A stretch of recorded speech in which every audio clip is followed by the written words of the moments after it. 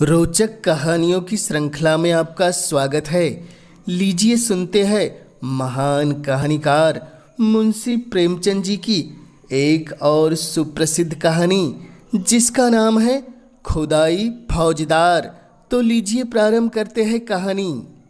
सेठ नानक चंद को आज फिर वही लिफाफा मिला और वही लिखावट सामने आई तो उनका चेहरा पीला पड़ गया।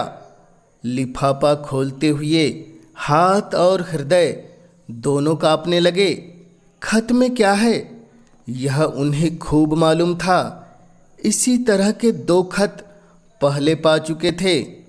इस तीसरे खत में भी वही धमकियां है, इसमें उन्हें संदेह न था। पत्र हाथ में लिए हुए आकाश की ओर ताकने लगे। वह दिल के मजबूत आदमी थे। धमकियों से डरना उन्होंने नहीं सीखा था। मुर्दों से भी अपनी रकम वसूल कर लेते थे। दया या उपकार जैसी मानवीय दुर्बलताएं उन्हें छू भी न गई थी, नहीं तो महाजन कैसे बनते। उस पर धर्मनिष्ठ भी थे। हर पूर्णमासी को सत्यनारायण की कथा सुनते थे। हर मंगल को महावीर जी को लड्डू चढ़ाते थे। नित्य प्रति जमुना में स्नान करते थे और हर एकादशी को व्रत रखते और ब्राह्मणों को भोजन कराते थे।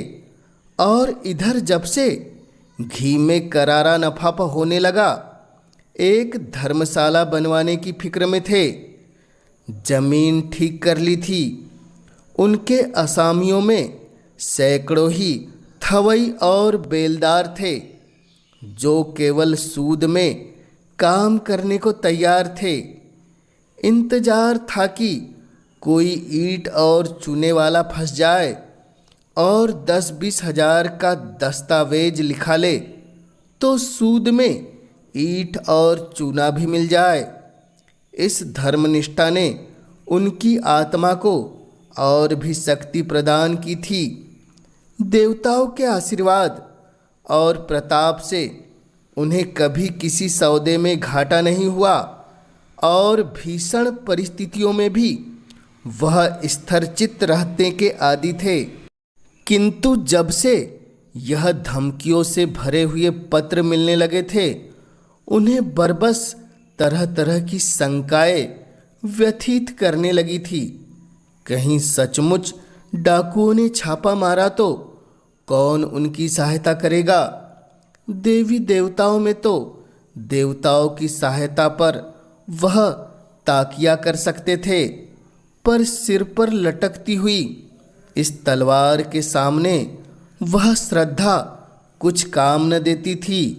रात को उनके द्वार पर केवल एक चौकीदार रहता है।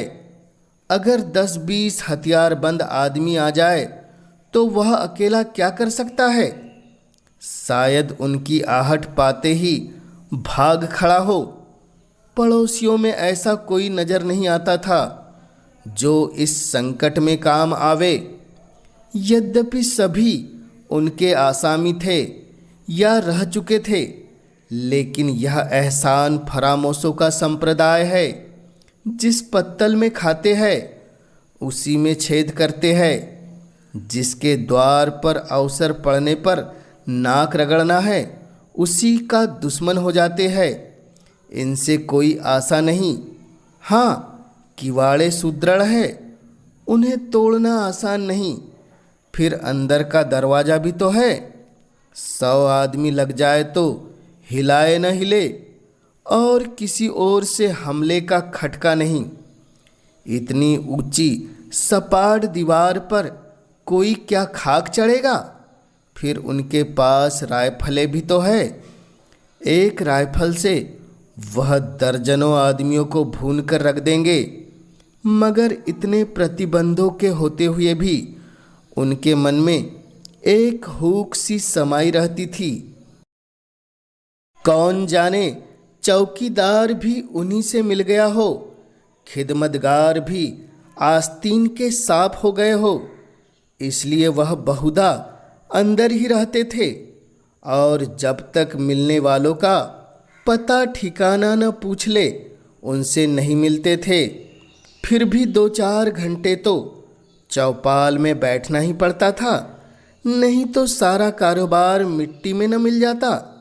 जितनी देर बाहर रहते थे उनके प्राण जैसे सूली पर टंगे रहते थे।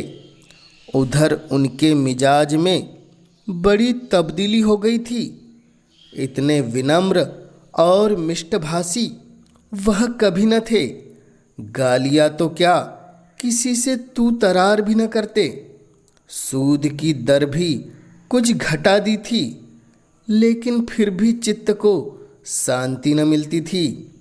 आखिर कई मिनट तक दिल को मजबूत करने के बाद उन्होंने पत्र खोला और जैसे गोली लग गई, सिर में चक्कर आ गया और सारी चीज़ें नाचती हुई मालूम हुई। सांस फूलने लगी, आंखें फैल गई। लिखा था, तुमने हमारे दोनों पत्रों पर कुछ ध्यान नहीं दिया। शायद तुम समझते होंगे कि पुलिस तुम्हारी रक्षा करेगी, लेकिन यह तुम्हारा भ्रम है। पुलिस उस वक्त आएगी जब हम अपना काम करके 100 कोस निकल गए होंगे। तुम्हारी अक्ल पर पत्थर पड़ गया है, इसमें हमारा कोई दोष नहीं। हम तुमसे सिर्फ 25,000 रुपये मांगते हैं। इतने रुपए दे देना तुम्हारे लिए कुछ भी मुश्किल नहीं। हमें पता है कि तुम्हारे पास 1 लाख की मोहरें रखी हुई है, लेकिन विनाश काले विपरीत बुद्धि। अब हम तुम्हें और ज़्यादा नहीं समझाएंगे। तुमको समझाने की चेष्टा करना ही व्यर्थ है। आज शाम तक अगर रुपए न आए तो रात को तुम्हारे ऊपर धावा होगा। अपनी हिफाजत के लिए जिसे बुलाना चाहो बुला लो। जितने आदमी और हथियार जमा करना चाहो जमा कर लो। हम ललकार कर आएंगे और दिन दहाड़े आएंगे। हम चोर नहीं हैं, हम वीर हैं और हमारा विश्वास बाहुबल में है। हम जानते हैं कि लक्ष्मी उसी के गले में जयमाला डालती है जो धनुष तोड़ सकता है, मछली को वेध सकता है। यदि सेठ जी ने तुरंत बही खाते बंद कर दिए और रोकड़ संभालकर तिजोरी में रख दिया और सामने का द्वार भीतर से बंद करके मरे हुए से केसर के पास आकर बोले, आज फिर वही खत आया केसर, अब आज ही आ रहे हैं। केसर दोहरे बदन की स्त्री थी। यौवन बीत जाने पर भी युवती शौक सिंगार में लिप्त रहने वाली, उस फलहीन वृक्ष की तरह जो पतझड़ में भी हरी भरी पत्तियों से लदा रहता है। संतान की विफल कामना में जीवन का बड़ा भाग बिता चुकने के बाद अब उसे अपनी संचित माया को भोगने की धुन सवार रहती थी। मालूम नहीं कब आंखें बंद हो जाए, फिर वह थाती किसके हाथ लगेगी कौन जाने। इसलिए उसे सबसे अधिक भय बीमारी का था, जिसे वह मौत का पैगाम समझती थी और नित्य ही कोई न कोई दवा खाती रहती थी। काया के इस वस्त्र को उस समय तक उतारना नहीं चाहती थी जब तक उसमें एक तार भी बाकी रहे। बाल बच्चे होते तो वह मृत्यु का स्वागत करती, लेकिन अब तो उसके जीवन ही के साथ अंत था। फिर क्यों न वह अधिक से अधिक समय तक जिए। हाँ, वह जीवन निरानंद अवश्य था, उस मधुर ग्रास की भांति जिसे हम इसलिए खा जाते हैं कि रखे रखे सड़ जाएगा। उसने घबरा कर कहा, मैं तुमसे कब से कह रही हूं कि 2-4 महीनों के लिए यहाँ से कहीं भाग चलो, लेकिन तुम सुनते ही नहीं। आखिर क्या करने पर तुले हुए हो? सेठ जी सशंक तो थे और यह स्वाभाविक था। ऐसी दशा में कौन शांत रह सकता था? लेकिन वह कायर नहीं थे। उन्हें अब भी विश्वास था कि अगर कोई संकट आ पड़े तो वह पीछे कदम नहीं हटाएंगे। जो कुछ कमजोरी आ गई थी वह संकट को सिर पर मंडराते देखकर भाग गई थी। हिरन भी तो भागने की राह न पाकर शिकारी पर चोट कर बैठता है, कभी कभी नहीं, अक्सर संकट पड़ने पर ही आदमी के जौहर खुलते हैं। इतनी देर में सेठ जी ने एक तरह से भावी विपत्ति का सामना करने का पक्का इरादा कर लिया था। डर क्यों, जो कुछ होना है वह होकर रहेगा। अपनी रक्षा करना हमारा कर्तव्य है, मरना जीना विधि के हाथ में है। सेठानी को दिलासा देते हुए बोले, तुम नाहक इतना डरती हो केसर, आखिर वे सब भी तो आदमी ही हैं। अपनी जान का मोह उन्हें भी है, नहीं तो यह कुकर्म ही क्यों करते। मैं खिड़की के आड़ से 10-20 आदमियों को गिरा सकता हूँ। पुलिस को इत्तला देने भी जा रहा हूँ। पुलिस का कर्तव्य है कि हमारी रक्षा करे। हम 10,000 सालाना टैक्स देते हैं। किस लिए? मैं अभी दरोगा जी के पास जाता हूँ। जब सरकार हमसे टैक्स लेती है तो हमारी मदद करना उनका धर्म हो जाता है। राजनीति का यह तत्व उसकी समझ में नहीं आया। वह तो किसी तरह उस भय से मुक्त होना चाहती थी जो उसके दिल में सांप की भांति बैठा फुफकार रहा था। पुलिस का उसे जो अनुभव था उससे चित्त को संतोष न होता था।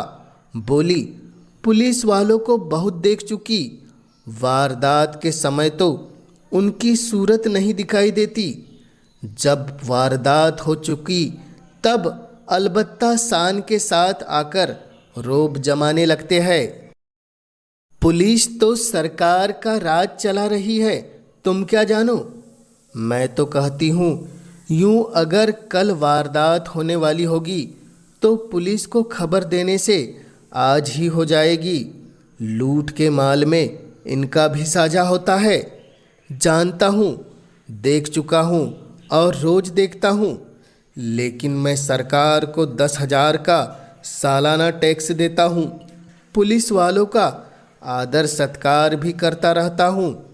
अभी जाड़ों में सुपरिटेंडेंट साहब आए थे तो मैंने कितनी रसद पहुँचाई थी।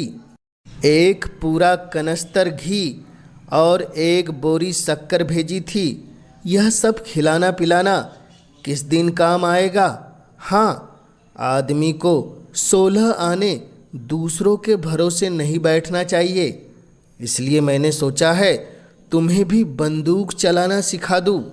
हम दोनों बंदूकें छोड़ना शुरू करेंगे तो डाकुओं की क्या मजाल कि अंदर कदम रख सके।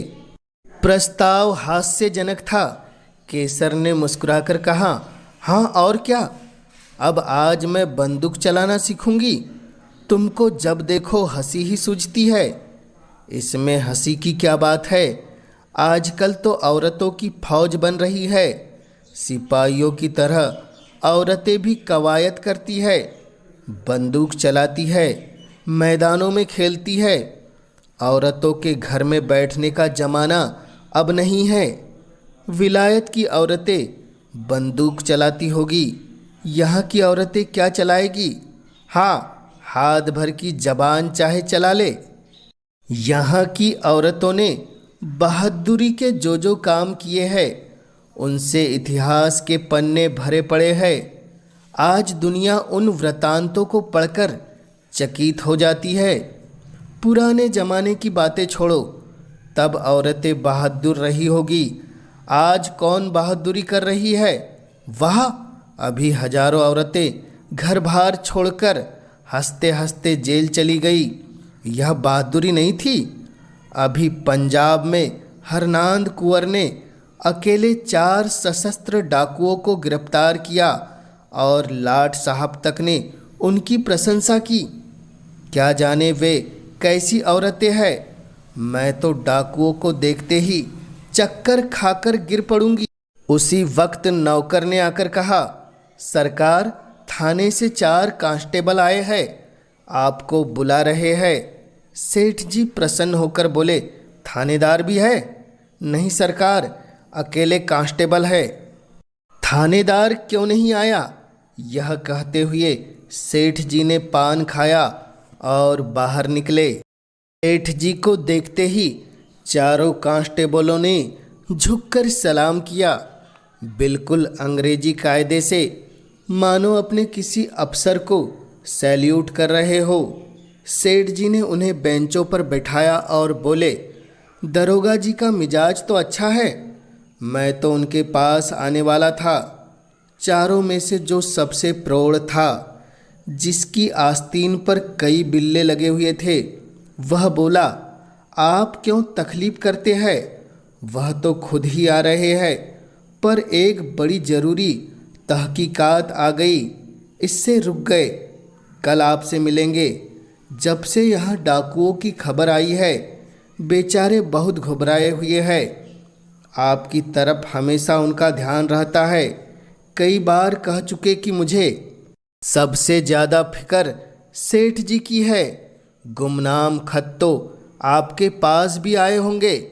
सेठ जी ने लापरवाही दिखाकर कहा, अजी ऐसी चिट्ठियाँ आती ही रहती है, इनकी कौन परवाह करता है। मेरे पास तो 3 खत आ चुके हैं, मैंने किसी से जिक्र भी नहीं किया। कांस्टेबल हंसा, दरोगा जी को खबर मिली थी? सच? हाँ साहब, रत्ती रत्ती खबर मिलती रहती है। यहाँ तक मालूम हुआ है कि कल आपके मकान पर उनका धावा होने वाला है। जभी तो आज दरोगा जी ने मुझे आपकी खिदमत में भेजा। मगर वहाँ कैसे खबर पहुँची? मैंने तो किसी से कहा ही नहीं। कांस्टेबल ने रहस्यमय भाव से कहा, हुजूर, यह न पूछे, इलाके के सबसे बड़े सेठ के पास ऐसे खत आए और पुलिस को खबर न हो, भला कोई बात है? फिर ऊपर से बराबर ताकीद आती रहती है कि सेठ जी को शिकायत का कोई मौका न दिया जाए। सुप्रिटेंडेंट साहब की खास ताकीद है आपके लिए। और हुजूर, सरकार भी तो आप ही के बूते पर चलती है। सेठ साहूकारों के जान माल की हिफाजत न करे तो रहे कहाँ? हमारे होते मजाल है कि कोई आपकी तरफ तिरछी आंखों से देख सके। मगर यह कमबख्त डाकू इतने दिलेर और तादाद में इतने ज़्यादा है कि थाने के बाहर उनसे मुकाबला करना मुश्किल है। दरोगा जी गारद मंगाने की बात सोच रहे थे, मगर ये हत्यारे कहीं एक जगह तो रहते नहीं। आज यहाँ है तो कल यहाँ से 200 कोस पर गारद मंगाकर ही क्या किया जाए। इलाके की रियाया को तो हमें ज़्यादा फिक्र नहीं। हुजूर मालिक है, आपसे क्या छिपाए, किसके पास रखा है इतना माल असबाब। और अगर किसी के पास 200-400 की पूंजी निकल ही आई तो उसको लिए पुलिस डाकुओं के पीछे अपनी जान हथेली पर लिए कौन फिरेगा? उन्हें क्या वह तो छूटते ही गोली चलाते हैं, और अक्सर छिपकर। हमारे लिए तो 1000 बंदी से है, कोई बात बिगड़ जाए तो उल्टे अपने ही जान आफत में फंस जाए। हमें तो ऐसे रास्ते चलना है कि सांप मरे और लाठी न टूटे। इसलिए दरोगा जी ने आपसे यह अर्ज करने को कहा है कि आपके पास जोखिम की जो चीज़ें हो उन्हें लाकर सरकारी खजाने में जमा कर दीजिए। आपको उसकी रसीदें दे दी जाएगी। ताला और मुहर आप ही के पास रहेगी। जब यह हंगामा ठंडा हो जाए तो मंगवा लीजिएगा। इससे आपको भी बेफिक्री हो जाएगी और हम भी जिम्मेदारी से बच जाएंगे। नहीं खुदा न करे कोई वारदात हो जाए तो हुजूर को तो जो नुकसान हो वह हो, लेकिन हमारे ऊपर भी जवाबदारी आ जाए और यह जालिम सिर्फ माल अब बाब लेकर ही तो जान नहीं छोड़ते, खून करते हैं, घर में आग लगा देते हैं, यहाँ तक कि औरतों की बेइज्जती भी करते हैं। हुजूर तो जानते हैं होता है वही जो तकदीर में लिखा है। आप इकबाल वाले आदमी हैं, डाकू आपका कुछ नहीं बिगाड़ सकते। सारा कस्बा आपके लिए जान देने को तैयार है। आपकी पूजा पाठ धर्म कर्म खुदा खुद देख रहा है। यह उसी का बरकत है कि आप मिट्टी भी छू ले तो सोना हो जाए। लेकिन आदमी भरसक अपनी हिफाजत करता है। हुजूर के पास मोटर है ही, जो कुछ रखना हो उस पर रख दीजिए। हम 4 आदमी आपके साथ है, कोई खटका नहीं। वहाँ 1 मिनट में आपको फुर्सत हो जाएगी। पता चला है कि इस गोल में 20 जवान हैं, 2 तो बैरागी बने हुए हैं, 2 पंजाबियों के भेष में धुस्से और अलवान बेचते फिरते हैं। इन दोनों के साथ 2 बहंगी वाले भी हैं। 2 आदमी बलूचियों के भेष में छुरियों और तालों को बेचते हैं। कहाँ तक गिनाऊं हुजूर? हमारे थाने में तो हर एक का हुलिया रखा हुआ है। खतरे में आदमी का दिल कमज़ोर हो जाता है और वह ऐसी बातों पर विश्वास कर लेता है जिन पर शायद होश हवास में न करता। जब किसी दवा से रोगी को लाभ नहीं होता तो हम दुआ, तावीज, ओझा और सयानों की शरण लेते हैं। और वहाँ तो संदेह करने का कोई कारण ही न था। संभव है दरोगा जी का कुछ स्वार्थ हो, मगर सेठ जी इसके लिए तैयार थे। अगर 200-400 बल खाने पड़े तो कोई बड़ी बात नहीं। ऐसे अवसर तो जीवन में आते ही रहते हैं और इस परिस्थिति में इससे अच्छा दूसरा क्या इंतजाम हो सकता था। बल्कि इसे तो ईश्वरीय प्रेरणा समझना चाहिए। माना उनके पास 2-2 बंदूकें हैं, कुछ लोग मदद करने के लिए निकल ही आएंगे, लेकिन है जान जोखिम में। उन्होंने निश्चय किया दरोगा जी की इस कृपा से लाभ उठाना चाहिए। इन्हीं आदमियों को कुछ दे दिलाकर सारी चीज़ें निकलवा लेंगे। दूसरों का क्या भरोसा, कहीं कोई चीज़ उड़ा दे तो बस। उन्होंने इस भाव से कहा मानो दरोगा जी ने उन पर कोई विशेष कृपा नहीं की है, वह तो उनका कर्तव्य ही था। मैंने यहाँ ऐसा प्रबंध किया था कि यहाँ वह सब आते तो उनके दांत खट्टे किए जाता। सारा कस्बा मदद के लिए तैयार था। सभी से तो अपना मित्र भाव है, लेकिन दरोगा जी की तजवीज़ मुझे पसंद है। इससे वह भी अपनी जिम्मेदारी से बरी हो जाते हैं और मेरे सिर से फिक्र का बोझ उतर जाता है। लेकिन भीतर से चीज़ें बाहर निकाल कर लाना मेरे बूते की बात नहीं। आप लोगों की दुआ से नौकर चाकरों की तो कमी नहीं है, मगर किसकी नीयत कैसी है कौन जान सकता है। आप लोग कुछ मदद करें तो काम आसान हो जाए। हेड कांस्टेबल ने बड़ी खुशी से यह सेवा स्वीकार कर ली और बोला, हम सब हुजूर के ताबेदार हैं, इसमें मदद की कौन सी बात है। तलब सरकार से पाते हैं, यह ठीक है, मगर देने वाले तो आप ही हैं। आप केवल सामान हमें दिखाते जाए, हम बात ही बात में सारी चीज़ें निकाल लाएंगे। हुजूर की खिदमत करेंगे तो कुछ इनाम इकराम मिलेगा ही। तनख्वाह में गुजर नहीं होता सेठ जी। आप लोगों की रहम की निगाह न हो तो एक दिन भी निभा न हो, बाल बच्चे भूखे मर जाए। 15-20 रुपए में होता ही क्या है हुजूर, इतना तो हमारे लिए ही पूरा नहीं पड़ता। सेठ जी ने अंदर आकर केसर को यह समाचार सुनाया तो उसे जैसे आंखें मिल गई। बोली, भगवान ने सहायता की, नहीं तो मेरे प्राण संकट में पड़ जाते। सेठ जी ने सर्वज्ञता का भाव से फरमाया, इसी को कहते हैं सरकार का इंतजाम। इसी मुस्तैदी के बल पर सरकार का राज थमा हुआ है। कैसी सुव्यवस्था है कि जरा सी कोई बात हो वहाँ तक खबर पहुँच जाती है और तुरंत उसके रोकथाम का हुक्म हो जाता है। और यहाँ वाले ऐसे बुद्धू है कि स्वराज्य स्वराज्य चिल्ला रहे हैं। इनके हाथ में अख्तियार आ जाए तो दिन दोपहर लूट मच जाए, कोई किसी की न सुने। ऊपर से ताकीद आई है, हाकिमों का आदर सत्कार कभी निष्फल नहीं जाता। मैं तो सोचता हूँ कोई बहुमूल्य वस्तु घर में नहीं छोड़ूं, साले आए तो अपना सा मुँह लेकर रह जाए।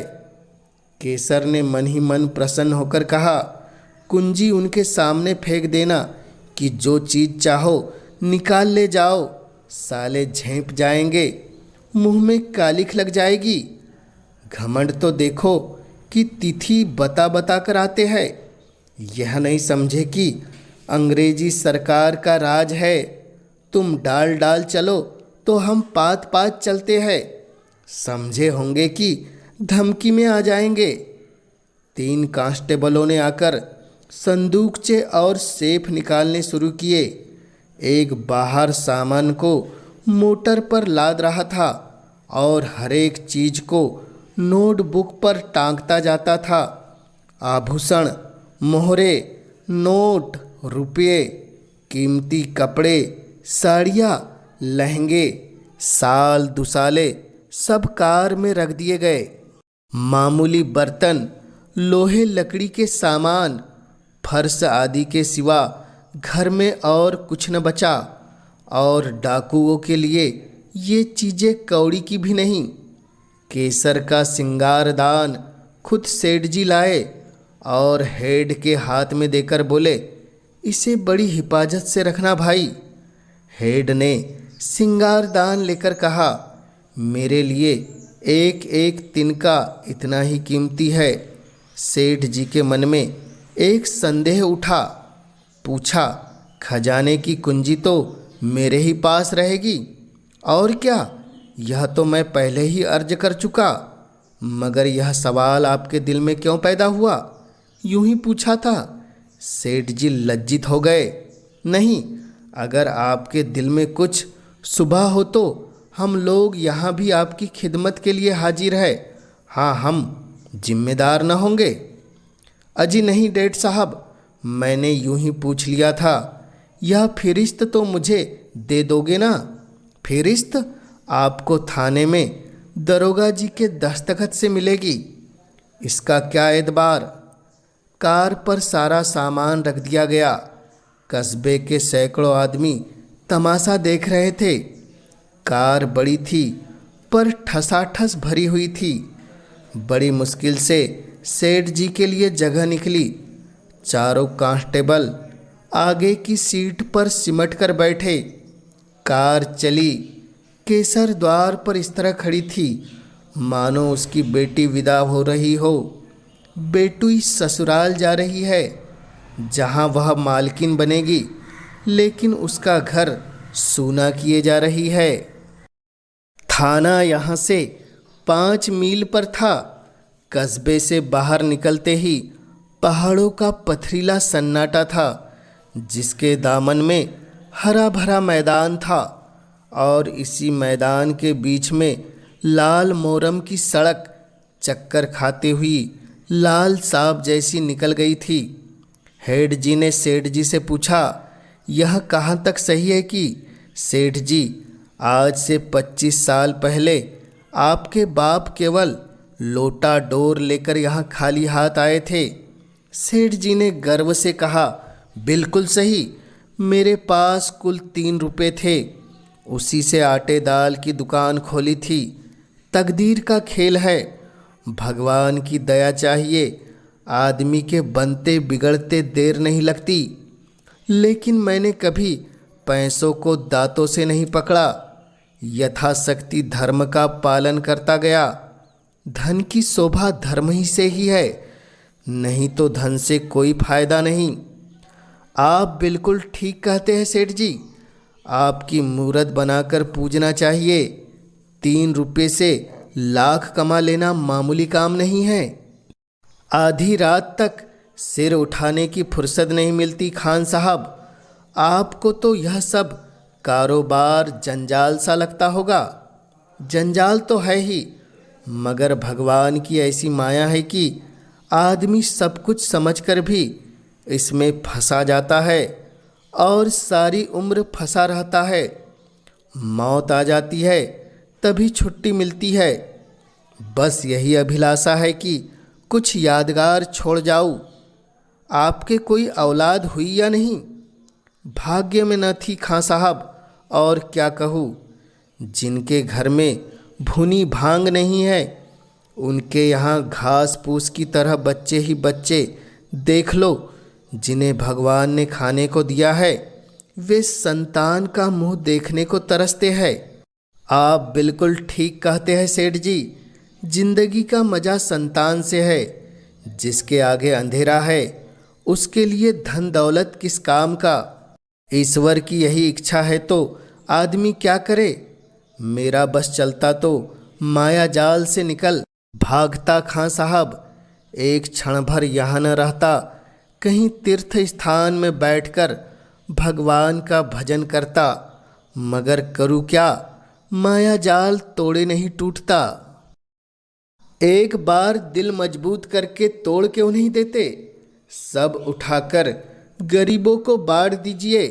साधु संतों को नहीं, न मोटे ब्राह्मणों को, बल्कि उनको जिनके लिए यह जिंदगी बोझ हो रही है, जिनकी यही एक आरजू है कि मौत आकर उनकी विपत्ति का अंत कर दे। इस मायाजाल को तोड़ना आदमी का काम नहीं है खां साहब। भगवान की इच्छा होती है तभी मन में वैराग्य आता है। आज भगवान ने आपके ऊपर दया की है। हम इस माया जाल को मकड़ी के जाले की तरह तोड़कर आपको आज़ाद करने के लिए भेजे गए हैं। भगवान आपकी भक्ति से प्रसन्न हो गए हैं और आपको इस प्रबंध में नहीं रखना चाहते, जीवन मुक्त कर देना चाहते हैं। ऐसी भगवान की दया हो जाती तो क्या पूछना खां साहब। भगवान की ऐसी दया है सेठ जी, विश्वास मानिए। हमें इसलिए उन्होंने मृत्यु लोक में तैनात किया है। हम कितने ही माया जाल के कैदियों की बेड़ियां काट चुके हैं। आज आपकी बारी है। सेठ जी की नाड़ियों में जैसे रक्त का प्रवाह बंद हो गया। सहमी हुई आंखों से सिपाहियों को देखा, फिर बोले, आप बड़े हंसौड़ हैं खां साहब। हमारे जीवन का सिद्धांत है कि किसी को कष्ट मत दो, लेकिन ये रुपए वाले कुछ ऐसी औंधी खोपड़ी के लोग हैं कि जो उनका उद्धार करने आता है उसी के दुश्मन हो जाते हैं। हम आपकी बेड़ियां काटने आए हैं, लेकिन अगर आपसे कहे कि यह सब जमा जथा और लता पता छोड़कर घर की राह लीजिए तो आप चीखना चिल्लाना शुरू कर देंगे। हम लोग वही खुदाई फौजदार हैं जिनके इल्ताई खत आपके पास पहुंच चुके हैं। सेठ जी मानो आकाश से पाताल में गिर पड़े। सारी ज्ञानेंद्रियों ने जवाब दे दिया और इसी मूर्छा की दशा में वह मोटर कार से नीचे ढकेल दिए गए और गाड़ी चल पड़ी। सेठ जी की चेष्टा जाग पड़ी। बदहवास गाड़ी के पीछे दौड़े। हुजूर, सरकार तबाह हो जाएंगे, दवा कीजिए, घर में एक कौड़ी भी नहीं है। हेड साहब ने खिड़की से बाहर हाथ निकाला और 3 रुपए जमीन पर फेंक दिए। मोटर की चाल तेज हो गई। सेठ जी सिर पकड़कर बैठ गए और विक्षिप्त नेत्रों से मोटर कार को देखा, जैसे कोई स्वर्गरोही प्राण को देखे उनके जीवन का स्वप्न उड़ा चला जा रहा था।